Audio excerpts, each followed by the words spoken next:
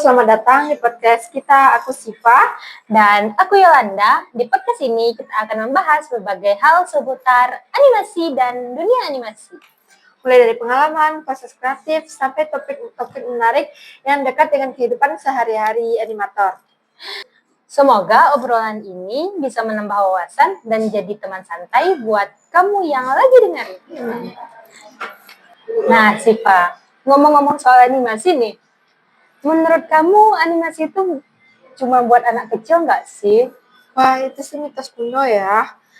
Banyak sekarang animasi malah bikin orang dewasa nangis, ketawa, sama overthinking. Betul banget, animasi itu sekarang ceritanya dalam-dalam.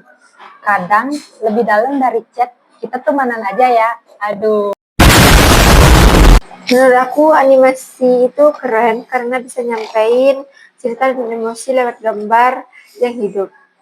Setuju, padahal aslinya cuma gambar.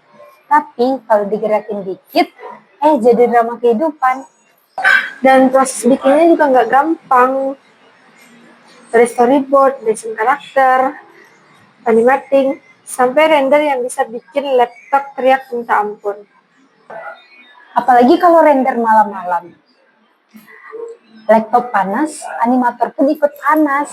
Belum lagi kalau pas bangun tidur rendernya gagal. Rasanya kayak dikhianati teknologi ya. Kalau ngomongin pengalaman pribadi, kamu pernah nggak ngerasa bikin 1 detik animasi itu rasanya lama banget? Pernah, 1 detik animasi itu biasanya isinya 24 frame. Dan tiap frame itu kayak satu keputusan hidup. Salah dikit, ulang dari awal. Tapi anehnya, walaupun capek, begitu lihat hasilnya gerakannya halus, langsung senyum sendiri. Itu momen dimana animator merasa, oh ternyata capekku nggak sia-sia. Ngomong-ngomongin soal animasi, apa sih animasi yang pertama kali di dunia? Katanya, animasi pertama yang ada di dunia yaitu Phantasmagoria pada tahun 1908. Karya dari Émile Coll dari Prancis. Dianggap sebagai kartun animasi gambar tangan pertama yang menggunakan teknik animasi tradisional menampilkan sosok manusia, tongkat yang berubah bentuk. Dibuat dengan menggambarkan setiap frame secara terpisah. Dan direkam secara negatif untuk efek papan tulis. Sebelum itu ada juga film animasi Humorous Pair of Funky Face pada tahun 1906. Karya Stuart Blackstone yang lebih awal. Namun, Phantasmagoria lebih dikenal sebagai pelopor animasi gambar tangan seperti yang kita kenal sekarang. Ngomongin animasi yang ceritanya dalam banget, aku langsung kepikiran film-film studio Ghibli. Iya, Ghibli itu contoh animasi yang kelihatan simple, tapi maknanya dalam banget. Kayak Spirit Away, misalnya kelihatan petualangan anak kecil tapi sebenarnya banyak pesan tentang kehidupan dan kedewasaan. Atau My Neighbor Totoro yang ceritanya tenang banget, tapi bikin hati hangat.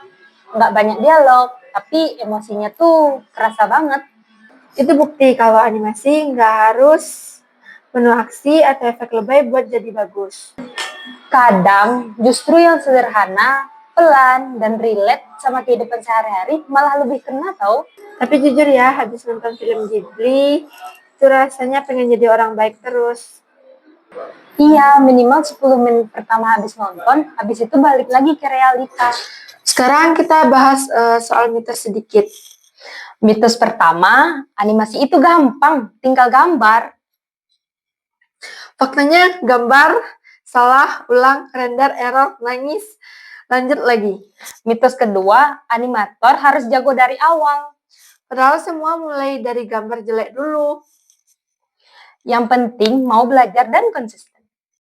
Ngomong-ngomong, animasi lokal juga mulai keren banget loh sekarang. Salah satu contohnya yang lagi heboh, yaitu film Jumbo. Karya animasi Indonesia yang bikin bangga. Iya, Jumbo bukan sekadar animasi biasa.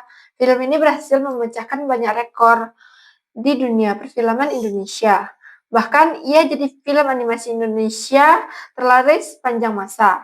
Jumbo dikerjakan selama lebih dari 5 tahun loh, dan melibatkan ratusan kreatif dari Indonesia, mulai dari animator, penulis, sampai voice actor. Ini menunjukkan kalau animator lokal bisa bikin karya yang berkualitas, kalau didukung dengan waktu dan sumber daya yang cukup. Cerita Jumbo sendiri juga menarik banget, tentang seorang anak bernama Don yang sering diejek karena tubuhnya besar. Lalu, dia berpetualangan bersama teman barunya dalam kisah penuh nilai seperti persahabatan, keberanian, dan penerimaan diri. Dan bukan hanya itu, film ini juga mendapatkan apresiasi bukan hanya di Indonesia, tapi juga di luar negeri loh.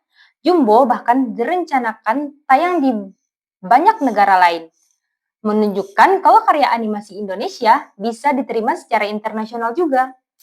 Yang paling penting, keberhasilan Jumbo menjadi bukti nyata cerita lokal yang dikemas dengan baik, bisa bersaing di pasar besar.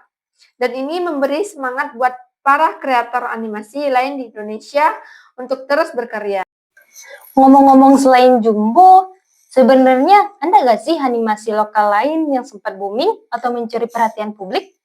Ada, dan jumlahnya nggak sedikit sebenarnya. Cuma mungkin exposure-nya nggak sebesar Jumbo, karena beda target penonton dan media tayangnya.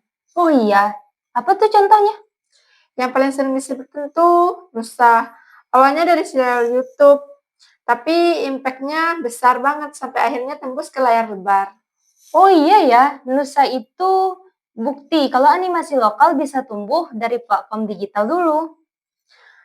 Betul, Nusa juga menunjukkan kalau cerita yang dekat dengan nilai keseharian masyarakat Indonesia punya pasar sendiri, bahkan ke acara komunikasi.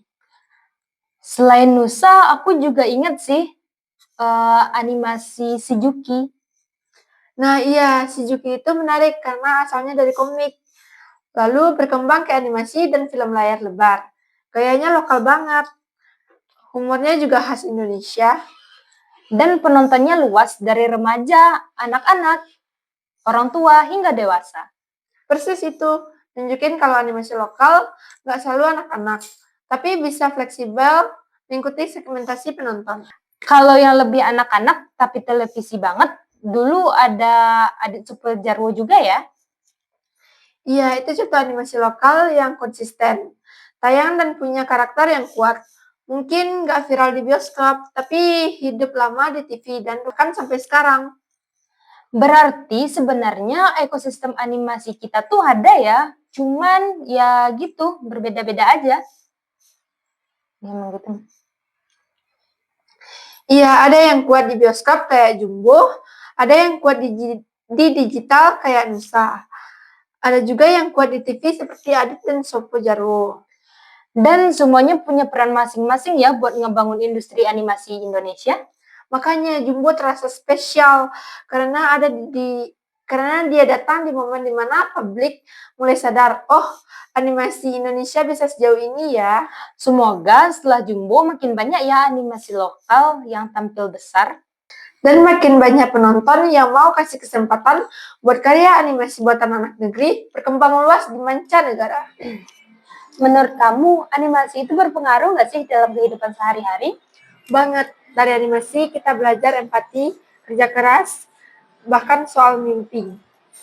Kayak di film Ghibli juga banyak ngajarin tentang menghargai alam, keluarga, dan proses hidup. Dan juga ngajarin kalau karakter utama jatuh berkali-kali, tapi tetap bangkit. Walaupun kadang jatuhnya dramatis ya. Namanya juga animasi. Kalau nggak sedikit lebay ya kurang seru. Benar juga sih. Oke, di sini kami akan memberi tips untuk kalian yang baru mau memulai pembuatan animasi nih. Yang pertama, jangan keburu mikir soal kapan bakal terkenal karya ini. Fokus dulu kepada satu hal, yaitu ceritanya mau menyampaikan tentang apa. Nggak harus rumit, nggak harus besar. Cerita sederhana pun bisa kalau jujur. Yang kedua, jangan takut karya kamu dibandingkan sama animasi luar.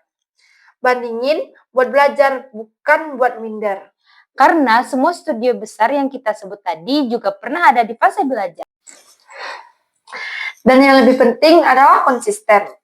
Lebih baik satu proyek kecil tapi selesai daripada banyak ide tapi berhenti di tengah jalan. Nikmati prosesnya, karena di dunia animasi, proses itu bagian dari karyanya. Jadi, intinya animasi itu bukan cuma sekedar hiburan, tapi juga media cerita, ekspresi, dan imajinasi tanpa batas.